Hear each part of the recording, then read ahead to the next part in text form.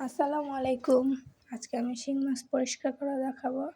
এই যে যেই তারকাটা আছে থালা বাসন ধোয়া সেটা দিয়ে আমি ভালো করে ঘষে পরিষ্কার করে আপনাদেরকে দেখাবো। এই যে আমি ভালো করে শিং মাছটা ঘষে নিচ্ছি। এক পাশ ঘষা হয়ে গেছে, এখন এই যে উপর দিয়ে একটু ঘষে নেব। যে উপর দিয়ে একটু ভালো করে ঘষে মাথার কাছ দিয়ে একটু ভালো করে ঘষতে হবে, এখানে কালোটা উঠতে চায় না।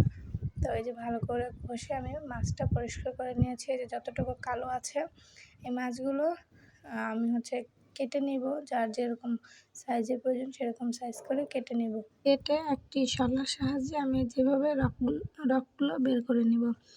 এভাবে কেটে শলা দিয়ে রক বের করা খুবই সহজ।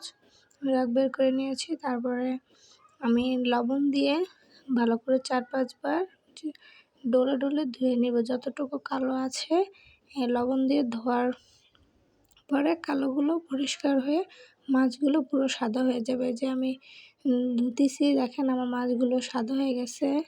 আল্লাহ হাফেজ।